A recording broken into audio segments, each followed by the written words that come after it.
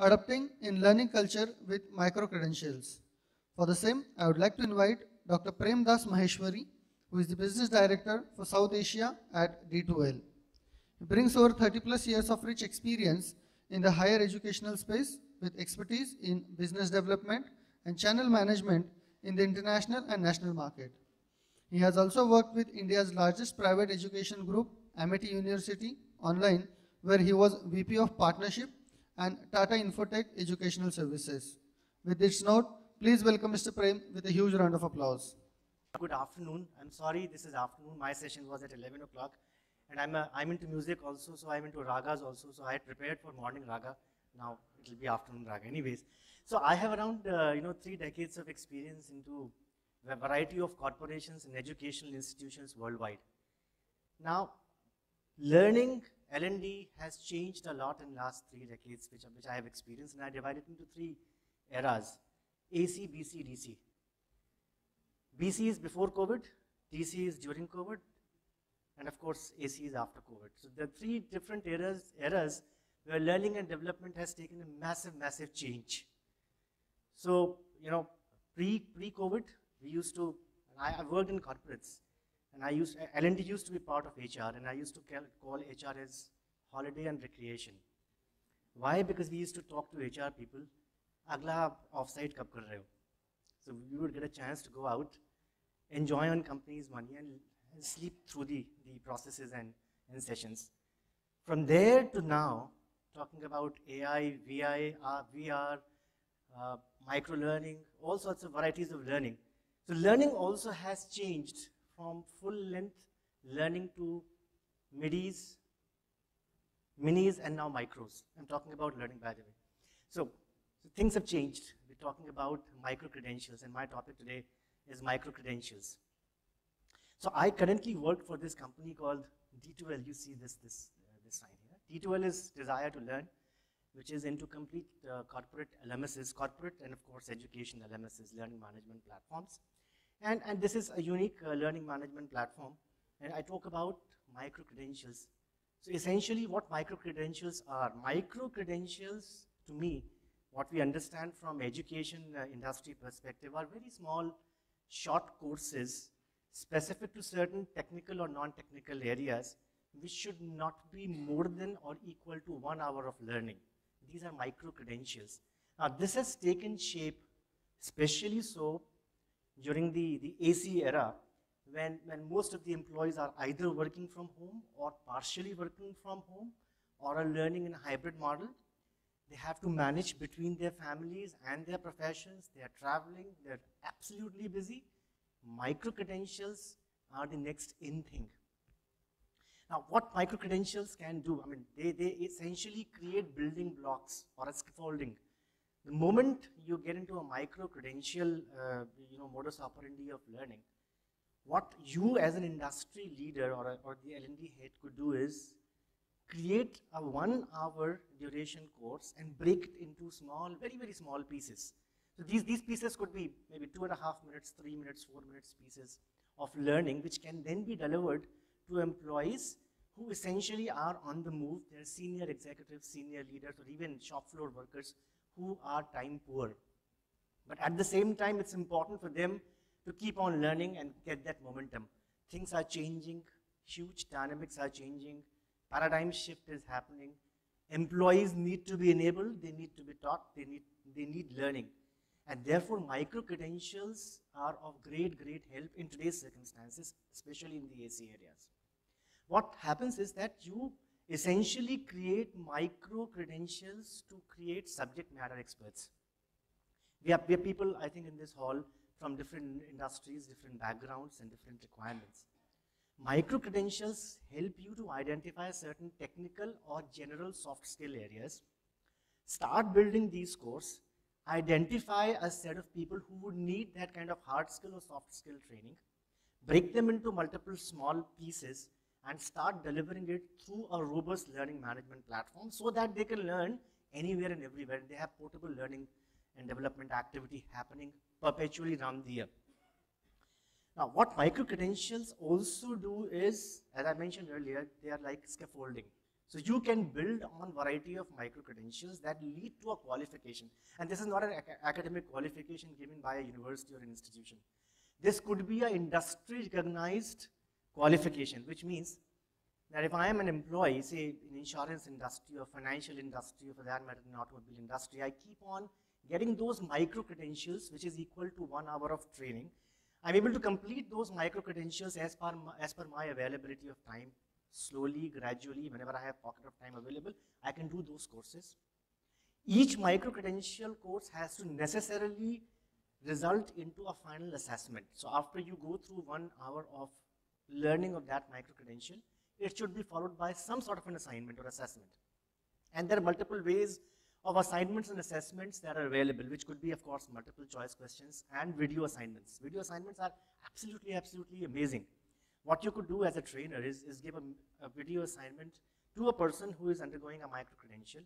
That person uses a selfie mode and records his answer of understanding of that micro-credential module that is undergone, and that's the assessment that you do. So any kind of micro-credential that is completed by an individual employee leads into one award, which could be a badge. So it's linked to a badge system. And these badges are available on variety of learning management platforms that are available, including, of course, D2L's Brightspace learning management system. Now, these badges could be, they can act as a repository of learning credentials or micro-credentials that an employee can keep on gathering as he moves through his learning journey in a particular industry. I'm not talking about a company. So if I work for a company for some years and I gather few of the badges which are equal to number of micro-credential courses I have gained, they would help me in my next assignment either in that company or in the future assignment or a job that I'll be taking. So industry associations can actually talk amongst themselves, discuss and develop certain qualifications or micro-credentials which leads to a certain qualification. So industry, financial or insurance industry can decide that if somebody has, say, 10 or 12 or 15 micro-credentials in the actuarial sciences or maybe in the insurance sales or any area, or the financial industry decides that they need some sales certifications that need to be developed. So having those micro-credentials or badges could lead to a certain qualification decided by the industry. So to the employee, this is a benefit because this is irrespective of the company he's working with. He can keep on gathering those micro-credentials, tomorrow go and change a company, and still those micro-credentials stay with him as e-portfolios. He goes and joins the other company. For the recruiting company, it is also beneficial that they would know that this person is actually pro-learning. This person is actually wanting to become a subject matter expert in a particular area or a particular field. He already has these many micro-credentials into his credit, and therefore once he joins our company, he can add on to those micro-credentials, which could then lead to a certain qualification. So that's how the micro-credential actually is very beneficial for the employers and for the employees eventually as you move forward in today's after COVID era. The next question now comes is, how do you as L&D heads or L&D leaders or learning leaders implement it? I'm sure most of the companies today are talking about digitization, they're talking about learning management platforms, and learning management platforms can actually help you have the entire process or the journey of micro-credentials completely managed by a robust learning management system. And how it happens is that first and foremost is content creation. So you need to create a relevant content of 1 hour course on a learning management platform, and you could also actually break it into sub-micro credentials. All that course content creation can happen right on the platform.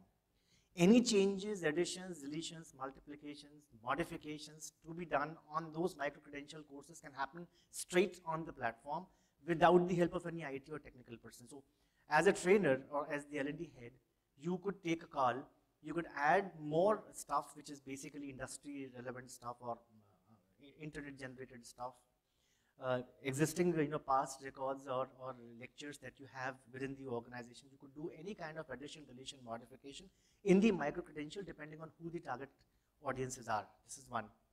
So content creation activity easily happens on a robust learning management platform. This is one. Two, as I mentioned, any kind of micro-credential only establishes itself if it has an assessment at the end. The learning management platforms also provide you with the facility of online assessments. So any of the employee can take those assessments while on the move, sitting in the car, sitting in the aeroplane, or moving outside. They can write those assessments and examinations anywhere. So all those facilities are available on the learning management platform. Third thing is that all the micro-credentials should be outcome-based or competency-linked, because you actually are preparing these micro-credentials to ensure that there is some sort of a competency enhancement of the employee.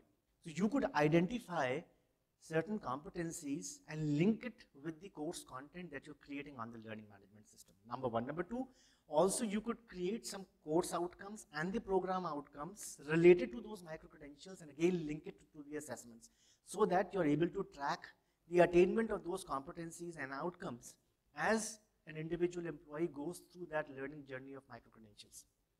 That helps you to track individualized and personalized performance of each and every employee who is on the micro-credential course. Also, a learning management system also provides you with the ability for deep analytics, because if you're spending companies' resources on developing those micro-credential courses, you need to actually justify spend on the attainment of those competencies, and therefore, assignments and assessments should lead to generation of good data analytics. What learning management platforms provide you with is predictive analytics. Predictive analytics would lead you to identify certain people who are at risk, who are not actually serious about the course. They've just joined the course because they need to join some course or the other. You would be able to identify what are the areas of the subject matter where an individual employee is facing difficulty in comprehending, and therefore you are able to take specific action in terms of giving additional resources to certain employees using artificial intelligence-led tools which are available on the platform. So a wide variety of analytical tools are already available on a learning management platform that not only helps you in compliances, but also helps you in monitoring the progress of each and every individual whilst he goes through the learning journey.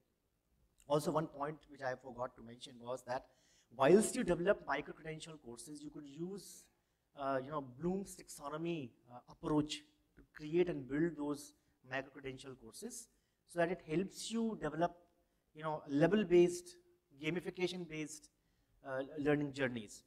So once you clear a set of micro-credentials and get to a certain number of badges, you could actually go to a more complicated level of attaining those micro-credentials, and therefore lead to a better qualification as you move forward. So variety of permutations and combinations can be worked out in creation of those micro-credentials, so that it leads to a very good qualification and creates subject matter experts for your industry, which eventually is going to benefit your respective industry and your respective company. So that's a little bit about micro-credential courses and usage of building the micro-credential courses, assessing the micro-credential courses, leading to certification using gamification and artificial intelligence.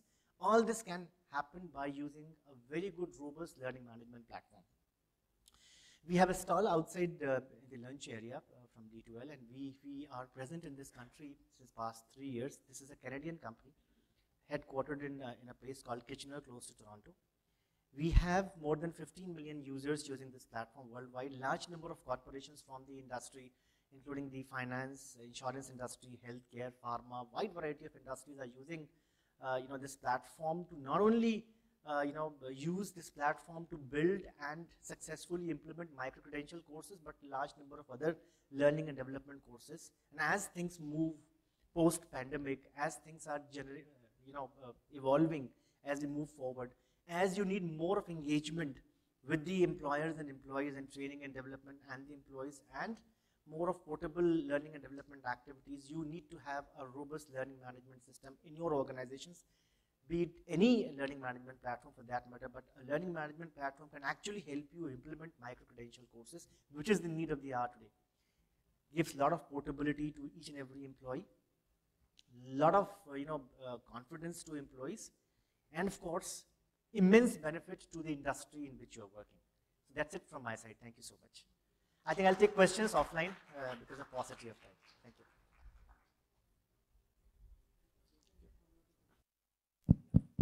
Any questions? We can take one or two.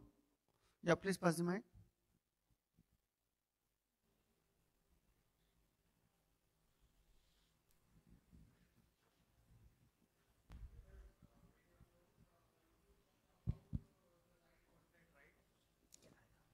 You talked about the right contact. So, the creating right contact and validating it with the. Can you be a little louder, please?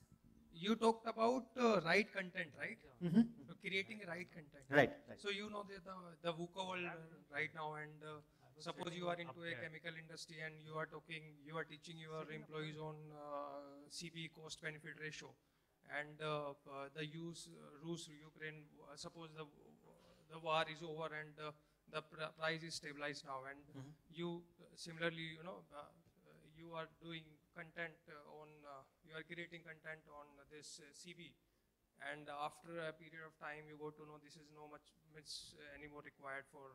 So how you can you throw some light to to speed up or to be on contact on a right time?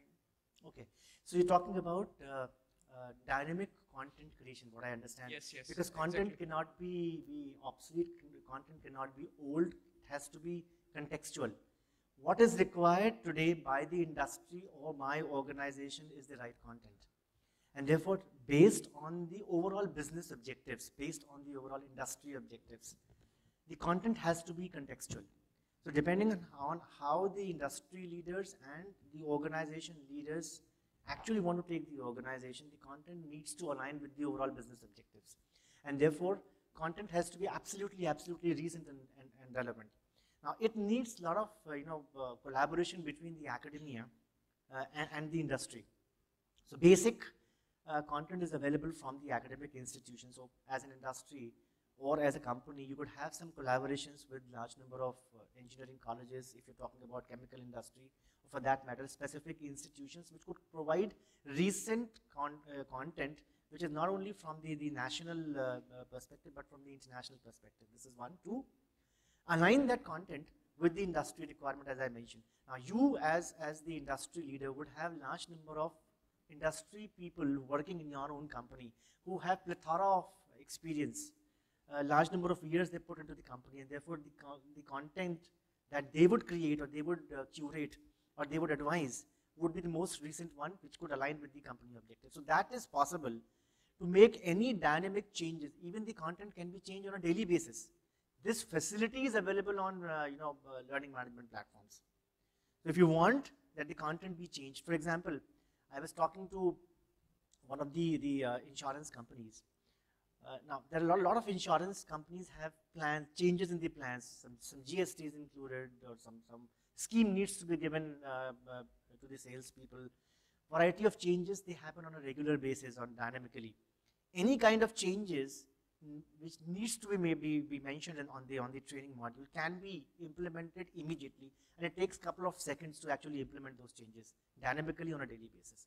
All that facilities are available today in terms of content creation and curation. Yeah, thank you, Dr. Prem.